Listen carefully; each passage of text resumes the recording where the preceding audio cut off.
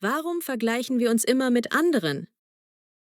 Weißt du, Lukas, manchmal fühle ich mich so klein, als ob ich nie mithalten könnte.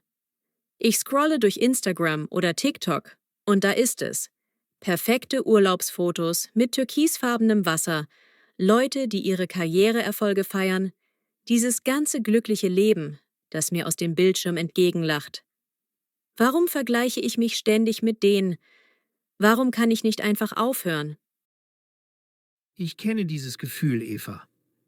Es ist, als ob einem ein Spiegel vorgehalten wird, der nur zeigt, was man nicht hat.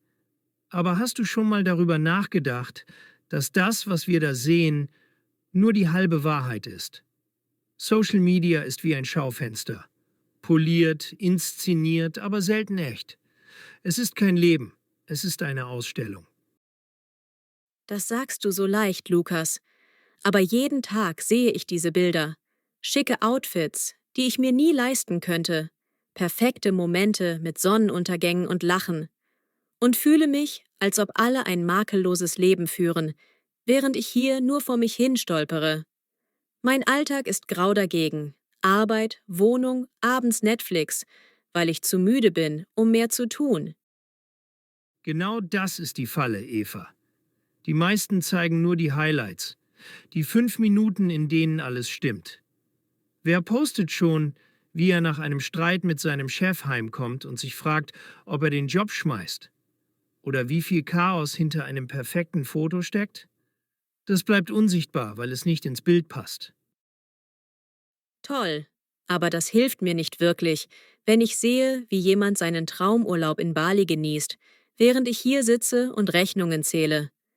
Mein Leben fühlt sich dagegen so farblos an. Ich meine, schau dich um. Selbst dieses Café ist irgendwie charmant, aber ich bin einfach nur müde und uninspiriert. Ich verstehe dich, Eva. Aber stell dir vor, hinter diesen Traumurlauben stecken vielleicht Kreditkartenrechnungen, Jetlag oder Streit mit dem Partner, den niemand zeigt. Ich kenne jemanden.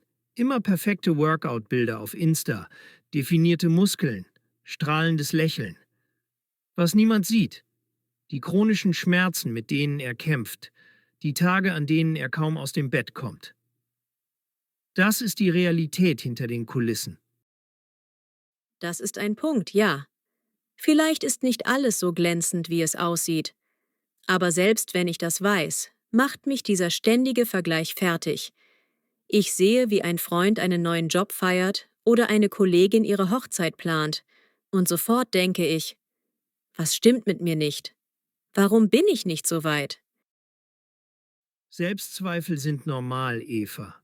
Wir alle haben sie. Aber der Vergleich? Das ist, als würdest du dein Leben mit einem bearbeiteten Foto messen. Es wird immer verzerrt sein. Ich habe früher ständig meine Karriere mit anderen verglichen, dachte, ich sei zurückgeblieben. Bis mir klar wurde, jeder hat sein eigenes Tempo, seine eigenen Kämpfe. Vielleicht sollte ich mich mehr auf die Menschen hinter den Bildern konzentrieren, nicht nur auf das, was sie zeigen. Aber wie schafft man es aufzuhören, sich ständig zu messen? Es ist wie ein Reflex. Ich sehe etwas und denke sofort, das habe ich nicht. Indem du deinen Blick umlenkst, Eva, weg von den anderen hin zu dir. Was macht dich aus? Deine Hobbys, deine Leidenschaften? Du malst doch, oder? Und schreibst? Das ist dein Boden, dein Fundament, nicht die Likes oder Follower von irgendwem anders. Ja, ich liebe das Malen. Es gibt mir Ruhe. Aber dann sehe ich jemanden, der seine Kunst auf Etsy verkauft oder eine Ausstellung hat. Und schon denke ich, meine Bilder sind nichts wert. Sie landen ja doch nur in meiner Schublade. Und ich wette, jemand sieht deine Bilder und denkt dasselbe über sich, dass sie nicht gut genug sind. Es ist ein Teufelskreis. Ich habe irgendwann angefangen, ein Dankbarkeitstagebuch zu führen. 3 Dinge jeden Abend, für die ich dankbar bin. Das hat mir geholfen, meinen Fokus zu ändern, weg vom Mangel hin zu dem, was ich habe. Ein Dankbarkeitstagebuch? Wie läuft das ab? Ich meine, ich höre das ständig, aber wie fühlt sich das an? Ganz einfach. Ich setze mich hin, oft hier mit einem Kaffee wie jetzt, und schreibe 3 Momente auf, die den Tag besonders gemacht haben. Heute wäre das dieses Gespräch mit dir, der Jazz im Hintergrund, der die Kälte draußen vergessen lässt, und die Wärme dieses Ortes, die mich runterbringt.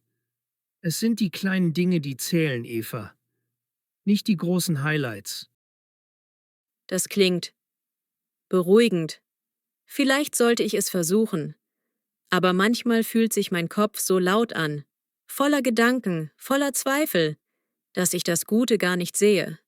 Es ist, als würde ich in einem Nebel stecken. Dann fang klein an. Du musst nicht sofort alles lösen und gib dir selbst Raum, unvollkommen zu sein. Wir rennen alle diesem Ideal hinterher. Perfekte Bilder, perfekte Leben.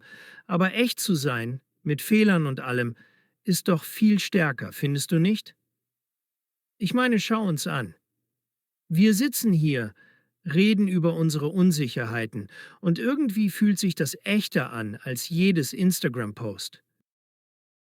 Manchmal glaube ich das nicht. Diese perfekten Bilder machen mir das Gefühl, ich mache alles falsch. Ich sehe eine Freundin, die gerade ein Haus gekauft hat und denke, ich wohne immer noch zur Miete, mit einem tropfenden Wasserhahn, den ich nicht repariert kriege. Siehst so, hinter jedem Filter, jedem perfekten Moment steckt Arbeit, Unsicherheit, vielleicht sogar Tränen. Dein Leben ist echt, Eva. Jeder Schritt, den du machst, selbst wenn es nur ist, hierher zu kommen, mit mir zu reden, ist ein Sieg, auch wenn er nicht fototauglich ist. Vielleicht sollte ich mich öfter selbst loben. Für einen produktiven Tag. Dafür, dass ich heute hier sitze und nicht vor dem Bildschirm hängen bleibe. Aber wie hältst du das durch, wenn Social Media überall ist? Es ist wie ein Magnet. Ich kenne das. Ich versinke auch manchmal stundenlang in Feeds, scrolle, bis mir die Augen wehtun. Aber ich habe feste Offline-Zeiten eingebaut. Morgens und abends kein Handy. Stattdessen lese ich, gehe spazieren oder sitze einfach nur da und denke nach. Es gibt mir Luft zum Atmen, weißt du? Vielleicht brauche ich so eine App, die meine Zeit limitiert. Und weniger perfekte Accounts. Mehr echte Geschichten, die mich nicht runterziehen. Ich folge Leuten, die mich inspirieren sollten, aber oft fühle ich mich danach nur schlechter. Guter Plan. Entgifte deinen Feed, Eva. Folge Leuten, die auch mal über ihre Tiefs reden, ihre Misserfolge, ihre normalen Tage. Das macht die Welt da draußen weniger glatt und dich weniger allein. Ich habe neulich jemanden entfolgt, der nur Luxus zeigt. Es war befreiend. Weißt du, früher lag ich nachts wach und dachte, alle anderen hätten alles im Griff. Job, Liebe, Freunde. Ich fühlte mich wie ein Außenseiter, als ob ich nicht dazugehöre. Diese Vergleiche haben mich so runtergezogen, dass ich manchmal nicht mal Lust hatte, morgens aufzustehen. Das kenne ich, Eva. Ich habe mich mit Kollegen verglichen. Die mit 30 schon Abteilungsleiter waren und dachte, ich sei der Einzige mit Zweifeln. Der Einzige, der sich fragt, ob er genug ist. Bis mir klar wurde, jeder hat sein Päckchen. Erfolg ist nicht alles und schon gar nicht das, was man auf Bildern sieht. Bei mir hat Meditation geholfen, ein bisschen. Und ein Tagebuch. Nicht das Dankbarkeitsding, einfach nur Gedanken aufschreiben. Langsam sehe ich, dass mein Wert nicht an Likes hängt, sondern daran, dass ich weitermache, auch wenn's schwer ist. Aber es ist ein langer Weg. Das ist es, Eva. Wenn du deine Stärke erkennst, diese leise, hartnäckige Kraft, die dich durch schwere Tage trägt, brauchst du keinen Vergleich mehr. Du bist genug, so wie du bist. Und das sage ich nicht nur so, ich sehe das hier, jetzt, wie du kämpfst und reflektierst. Ich nehme mir vor, bewusster offline zu sein und meine kleinen Siege zu feiern, wie heute, dass ich hier bin, mit dir rede, statt mich in Selbstmitleid zu wälzen. Aber es fühlt sich immer noch an, als müsste ich gegen eine Flut ankämpfen. Auf die kleinen Siege, Eva. Und wenn's schwer wird, sag Bescheid. Wir können uns gegenseitig erinnern, dass wir nicht in einem Wettbewerb stecken. Ich meine, stell dir vor, wir wären in einer Reality-Show. Der Preis wäre einfach nur, uns selbst zu mögen. Klingt doch gar nicht schlecht, oder?